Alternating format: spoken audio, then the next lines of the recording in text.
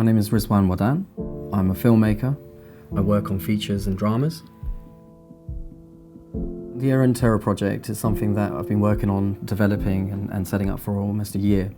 I wanted to create campaigns and projects that could tackle hatred, extremism and terrorism through the visual medium.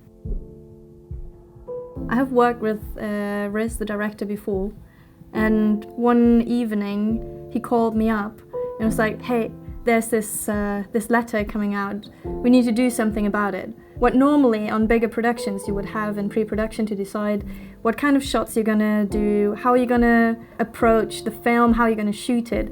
We didn't really have that time, so a lot of that had to happen on set.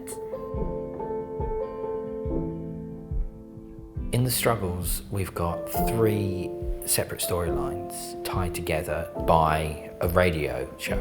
All the characters hear the radio show with these very extremist views being voiced, and it kind of rallies them up into action. And this is kind of the key motive of the whole piece. Good morning, you're tuned to London's finest conversation. First up on the line, we have Jenny. So over to you, Jenny. Good morning. Hi, yeah, I'm just calling in to say that I think it's the right thing to do. I think it's time for us British people to bear arms. She's right, no? Riz has been absolutely determined to make this project a success and has been spending the last few months trying to raise the finance from wherever he can. The truth is it was going to end up as a very long process for him, and that would have delayed getting the message out. So he's made a lot of personal sacrifices there, sold equipment and assets that he's got, begged and borrowed from anyone that he can just to get us here today. And that's all he's doing, and he's really the push behind it all. I was made aware of Punish a Muslim Day through social media.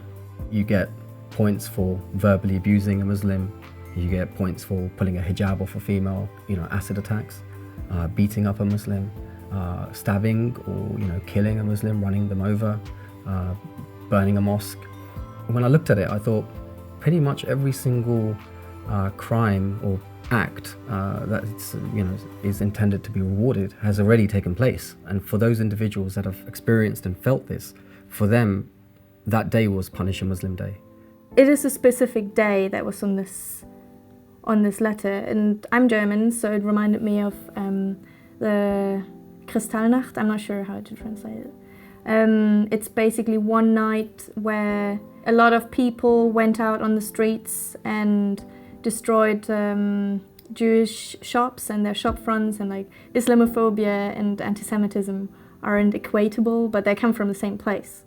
Evil knows no race, colour, culture, country, religion, or a people.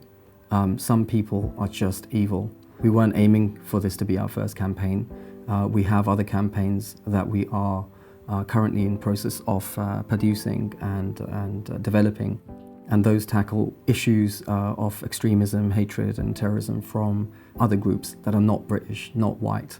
This isn't just a project that's backed by Muslims. This isn't a project that's aiming to show one race over another. This is a project that is highlighting the error in terror. Some people, with such a hot topic, we think that this is a campaign that was being created by just Muslim people, but actually it's not.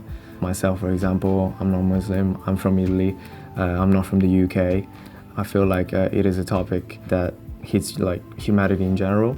I jumped on this project straight away. I'm Jewish myself, and actually this whole crew is very diverse from all sorts of countries and races and backgrounds, so I jumped at the opportunity to be a part of that and show people that we can move forward together.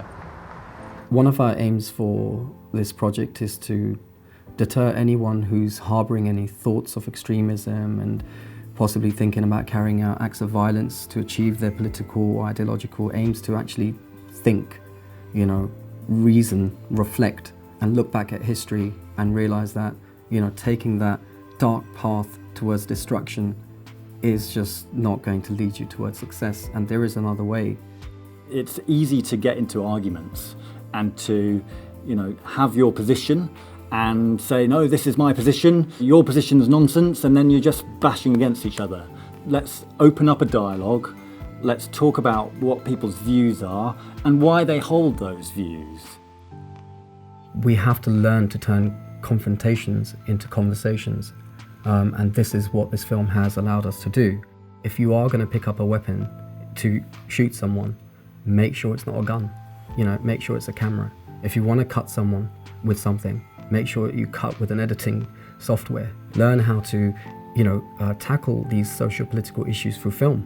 It's so important.